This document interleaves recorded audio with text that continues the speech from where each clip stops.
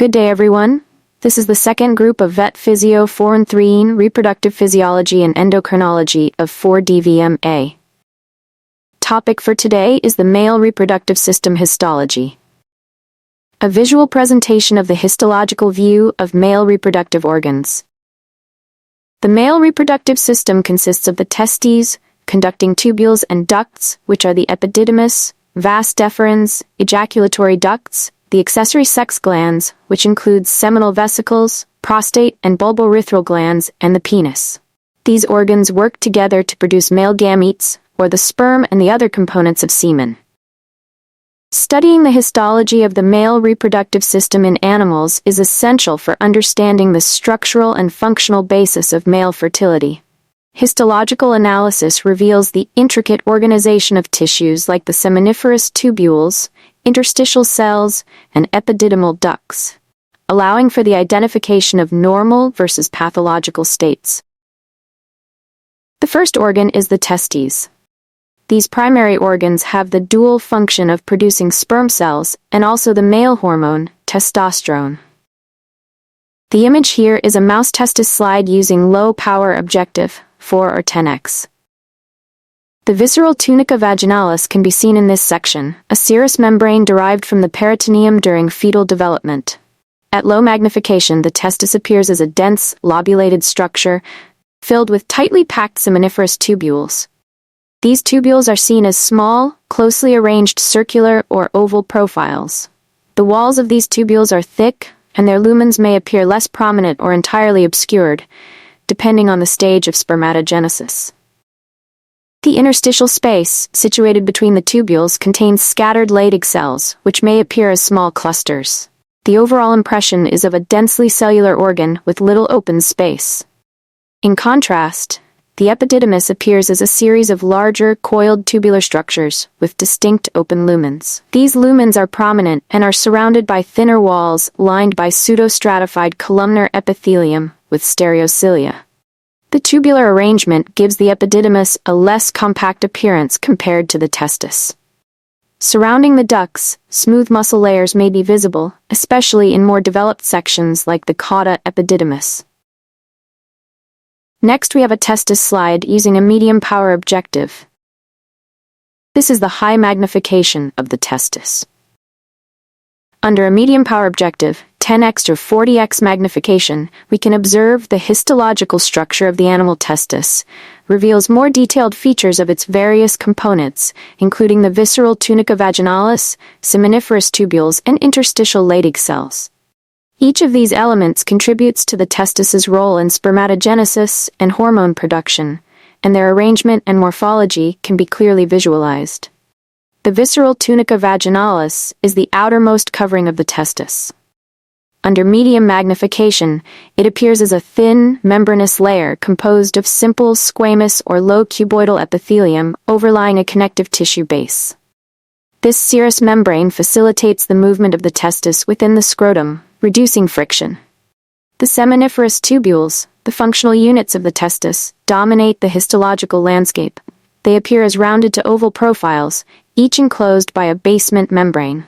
The epithelium lining these tubules is stratified, consisting of developing germ cells at various stages of spermatogenesis and Sertoli cells, which provide support and nourishment to germ cells. In the interstitial tissue between seminiferous tubules, clusters of Leydig cells are visible. Leydig cells produce testosterone, essential for spermatogenesis and secondary male characteristics. Medium magnification highlights their proximity to blood vessels, emphasizing their endocrine function. Their nuclei are round and centrally located, often containing a prominent nucleolus. Next, we have the epididymis, a large tortuous duct outside the testis through which the sperm migrates slowly. It is divided into the head, body, and tail. The tail portion is the chief site of sperm storage. The image here is an epididymis slide using medium-high magnification.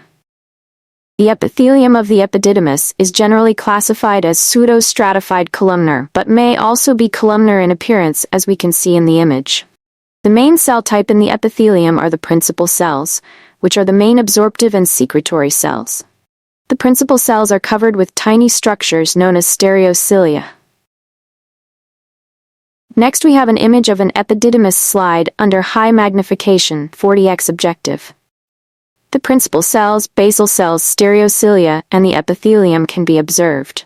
The principal cells display a dark staining nucleus located toward the basal portion of the cell, and their apical surfaces are covered with stereocilia. These stereocilia, visible as fine, hair-like projections extending into the lumen, play a critical role in absorbing excess fluid and providing an environment conducive to sperm maturation. The presence of stereocilia is a key identifying feature of the epididymal epithelium. In the center of each tubule is a mass of sperm. Estimating the number of sperm in a histological section involves counting the spermatozoa observed in a specific area of a testis cross-section and extrapolating to the entire testis volume, or seminiferous tubules. Vas deferens is a slender tube connecting the epididymis with the urethra, and which enlarges into an ampulla just before joining the urethra. The picture shows the vas deferens slide under low-power magnification.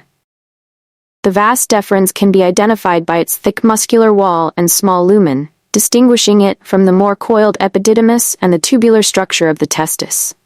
The vas deferens, testis, and epididymis have distinct roles and structures in the male reproductive system. The testis is the primary reproductive organ responsible for sperm production within its seminiferous tubules and for hormone secretion, particularly testosterone. The epididymis is a tightly coiled tube attached to the testis, serving as a site for sperm maturation, storage, and transport. In contrast, the vas deferens is a long muscular duct that carries mature sperm from the epididymis to the urethra during ejaculation. While the testis focuses on production and the epididymis on storage and maturation, the vas deferens specializes in sperm transport, marking its functional distinction. Next is a histological cross-section of the vas deferens, under medium power, that shows its key structural components, including the epithelium, lumen, and surrounding muscle layers. The epithelium, consisting of pseudo-stratified columnar cells with stereocilia, lines the lumen and aids in fluid absorption and sperm movement. The lumen is the central hollow space through which sperm is transported. A large amount of muscle in the muscularis region can be observed. This was reflected in the firm nature of the vas deferens upon palpation. The extensive smooth muscle layers in the vas deferens highlight its critical role in sperm propulsion. During ejaculation, coordinated peristaltic contractions of these muscles ensure the efficient and forceful movement of sperm over significant distances to reach the urethra. This muscularity is especially important in larger animals where the vas deferens spans a longer length. The robust muscular structure reflects the physiological need for rapid, controlled transport of sperm, ensuring successful reproduction during mating. Cutting of the vas deferens is referred to as a vasectomy and is used as a male form of birth control. Next is the seminal vesicles, which are a pair of glands that produce fluids that become semen. The image shows the seminal vesicles under low-power magnification. The seminal vesicles are paired accessory glands in the male reproductive system responsible for producing and secreting a significant portion of the seminal fluid, which nourishes and supports sperm. The glandular structure is evident in the histological image, where the inner layer, the epithelium, is composed of columnar cells that actively secrete the fluid. This fluid is rich in fructose, an energy source for sperm, as well as prostaglandins and other substances that enhance sperm motility and viability. The central lumen contains the light-stained secreted fluid, while the surrounding muscle layers, circular and longitudinal, play a role in the propulsion of this fluid during ejaculation. These smooth muscle layers ensure the secretions are expelled into the ejaculatory ducts, combining with sperm and fluids from other accessory glands to form semen. The combination of epithelial cells and muscular layers highlights the dual role of the seminal vesicles in secretion and delivery of seminal fluid. Next is the seminal vesicles under high-power magnification. The image highlights key features including the columnar epithelium and the secretion-filled lumen. The columnar epithelium, which lines the lumen, is specialized for producing seminal fluid, a crucial component of semen that provides nutrients and an alkaline environment to support sperm survival. The lumen is filled with this secretion, which appears as the pink-stained area in the image. The folded structure of the epithelium increases the surface area for secretion, reflecting the seminal vesicle's essential role in reproductive function. Next is the prostate gland. The prostate is a gland that produces fluid for semen and surrounds the urethra. The picture shows the prostate gland under low-power magnification. The prostate gland shows its secretory tissue surrounded by a larger amount of smooth muscle compared to the seminal vesicles. While both the prostate and seminal vesicles contribute to semen production, the prostate has a more prominent muscle layer, which plays a crucial role in ejaculation by contracting to propel semen into the urethra. In contrast, the seminal vesicles have more glandular tissue and a thinner muscle layer, as their primary function is to secrete nutrients like fructose for sperm nourishment. This difference in muscle content reflects the distinct roles of each gland in male reproduction. At high power magnification, the prostate gland reveals cuboidal epithelium, which lines the glandular structures. This type of epithelium plays a critical role in producing and secreting substances such as hormones, enzymes, and nutrients, which are essential for normal reproductive function. The cuboidal epithelial cells are specialized for secretion, facilitating the production of prostatic fluid, a key component of semen. Additionally, this epithelium helps in the transport of these substances through the gland, contributing to the overall function of the prostate in male reproduction. In the cross-section view of bovine fetal testis, the outline tubules are the seminiferous tubules. It houses the developing germ cells and support cells necessary for spermatogenesis. The seminiferous tubules in the fetal testis are distinct from their adult counterpart due to the developmental stage. During fetal development, the seminiferous tubules are represented by testicular cords, which are immature precursors of the mature tubules.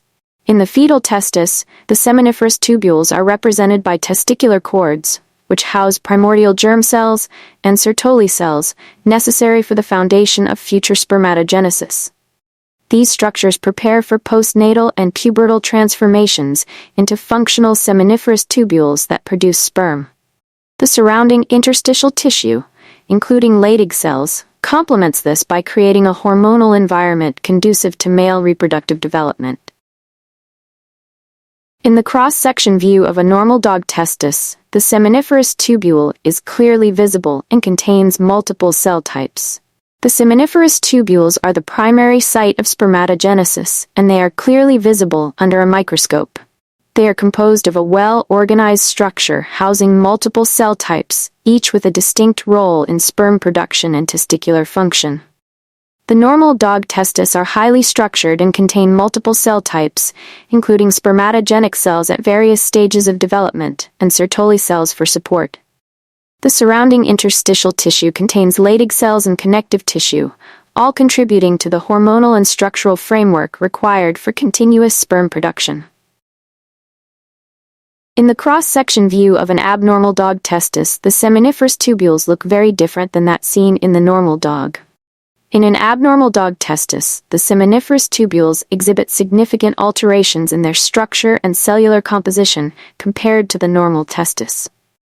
The abnormal seminiferous tubules in a dog's testis likely show alterations such as germ cell loss, presence of Sertoli cells only, inflammatory cell infiltration, fibrosis, or signs of neoplasia. These changes reflect underlying pathologies like degeneration, infection, or neoplasia, which can lead to infertility and systemic health issues. Identifying the cause is crucial for determining prognosis and potential treatments.